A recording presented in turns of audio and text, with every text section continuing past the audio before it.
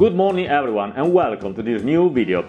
Today we are tackling a crucial topic for all startup and small and medium enterprises aiming for future success: how to maximize their competitive advantage. Whether you are a growing startup or an established business, the market changes rapidly and maintaining a competitive edge requires target strategies. So here is what we will see in today's video. What is competitive advantage? Market and competitive analysis. How to optimize pricing. Innovation and differentiation. Sustainability as a competitive advantage. And the role of customer experience. All these after our new intro.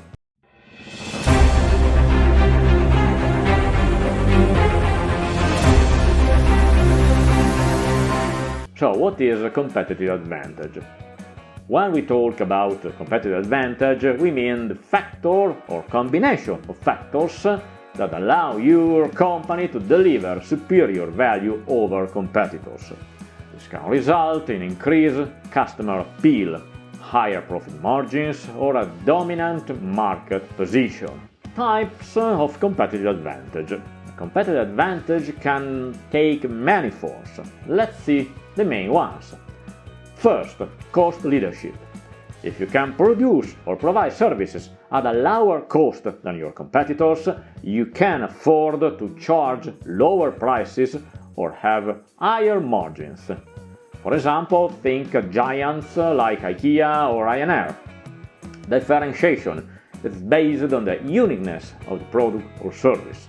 Apple, for example, doesn't compete on prices, but on customer experience and design.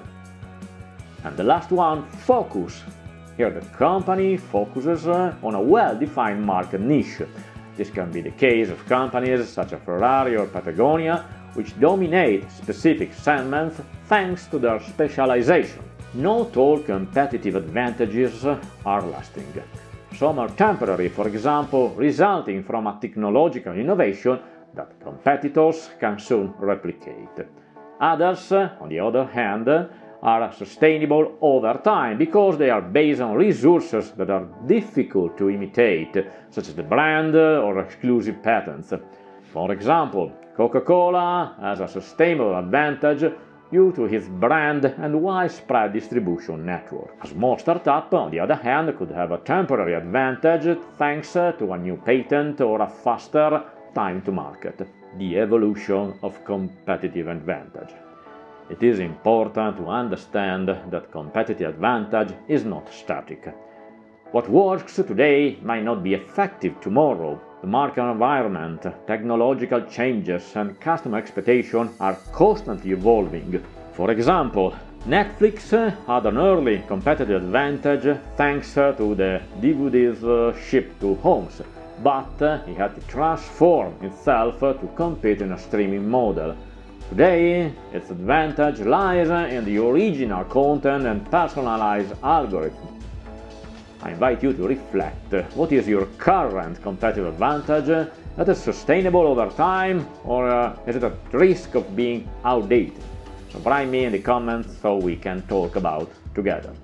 Now, I would like to talk about market and competitive analysis. The first things you need to do is to analyze your position in the market. This is where tools such as SWOT analysis, strengths, weaknesses, opportunities and threats, or Porter's 5 forces model understand how competition, suppliers, customers and new entrants affect your industry. So let's take an example. Imagine you are running a startup in the tech industry. If your advantage is an innovative product, what threats could erode it? Perhaps competitors with greater resources or regulatory changes. Identifying these areas helps you plan.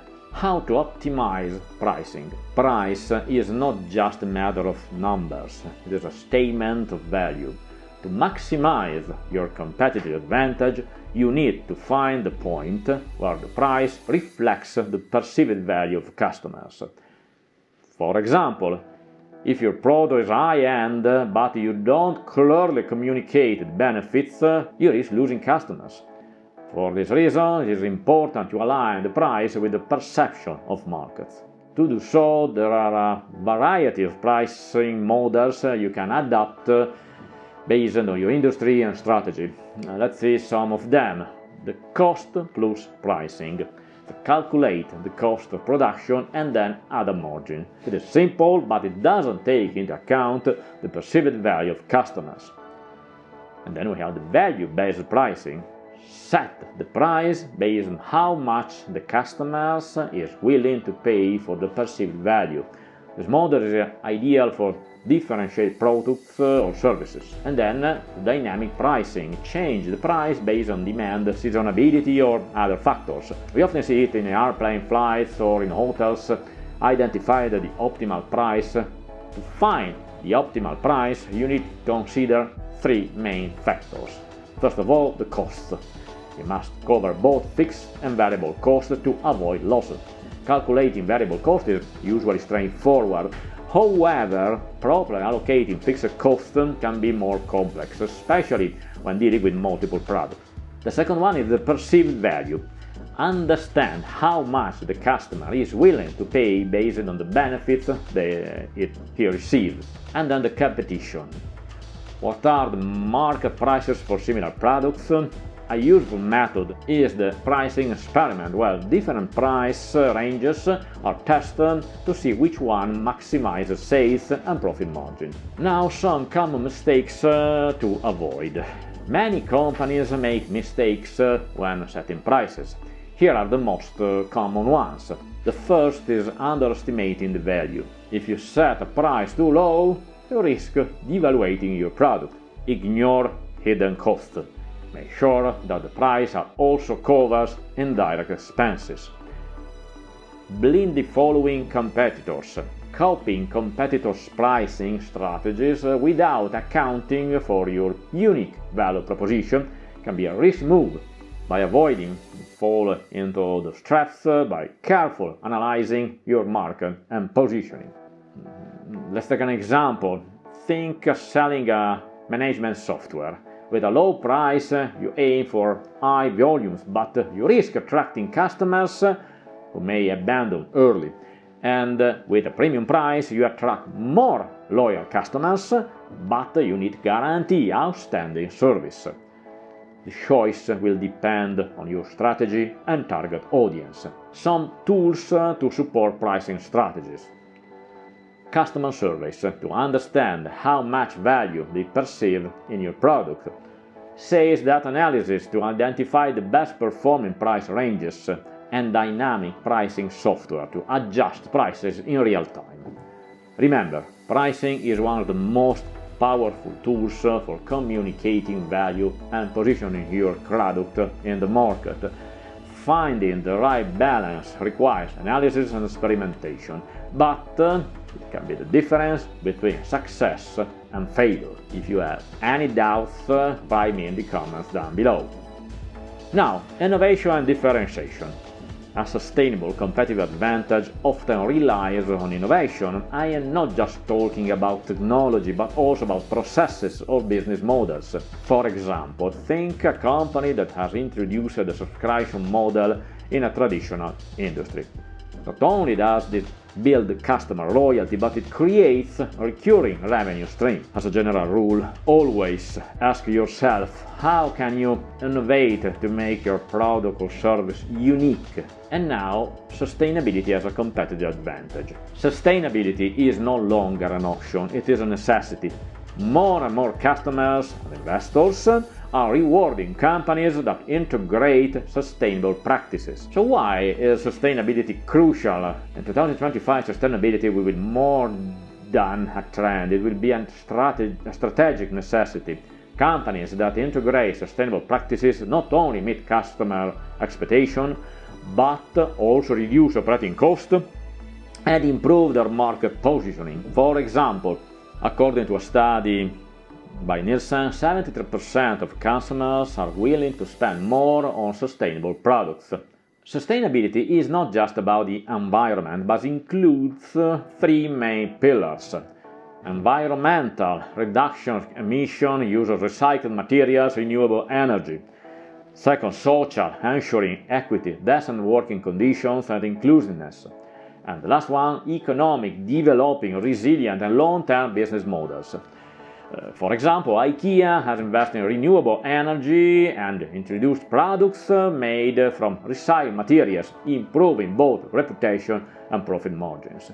Apple launched its brand new Mac Mini M4 with fully compensated emissions. Here you can see in this diagram the third pillar: sustainability, environmental, social and economic.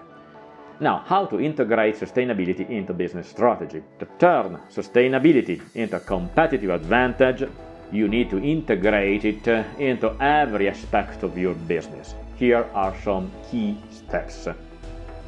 Products or services offer sustainable options such as recyclable packaging or low-emission manufacturing processes. Supply chain. Partner with suppliers who share your sustainability values. And communication. Show transparency about your sustainable initiatives while avoiding greenwashing. The benefits of sustainability. Taking a sustainable approach offers several advantages. Improved reputation. Customers perceive the company as responsible and forward-thinking. Cost reduction. Use of renewable energy and efficient processes can reduce operating expenses, and I emphasize can, it is not certain that it does. New market opportunities. Attracting younger, environmentally conscious customers and investors focus on ESG. Think, for example, of a company like Unilever. It introduced a line of sustainable products such as plastic-free detergent, and today the group's most sustainable brands account for 70% of the company's growth. It shows how an investment in sustainability can translate directly into economic results. And then the role of customer experience. Finally, let's not forget the importance of customer's experience. The customer must feel valued at every point of contact with your company. Think of tools like satisfaction surveys or chatbots to improve support. Customer loyalty is one of the strongest forms of competitive advantage. And now let me talk about the chatbot. It can be a double-edged sword because they could be incredibly useful tools for improving efficiency and customer experience, but when they are poorly designed or implemented, they risk severely damaging the perception that the customers have of the company. First of all, we will see the bright side. When chatbots work well, they respond quickly, reducing waiting times, ensure 24/7 support, improving customer satisfaction, and tailor responses to your specific needs by integrating with, for example, CRM data, and freeing up human operators' time to handle more complex issues. For example, a customer who receives a precise, immediate answer to a simple question, for example, what are the opening hours of the store, perceives the company as efficient and attentive. And now let's talk about the downside, when chatbots make you lose trust. A poorly designed chatbot, on the other hand, can turn into a barrier between the customers and the company, generating frustration. Here are some examples of common issues. Generic or out-of-context responses. When the chatbot doesn't understand the question or responds robotically, the customer feels overlooked. Difficulty switching to a human agent. If the customers can't get assistance from a real person in case of need, they might feel trapped in a loop of unnecessary responses and overutilization to save costs. When companies completely replace human interaction with chatbots, customers may perceive the company as a cold and impersonal one.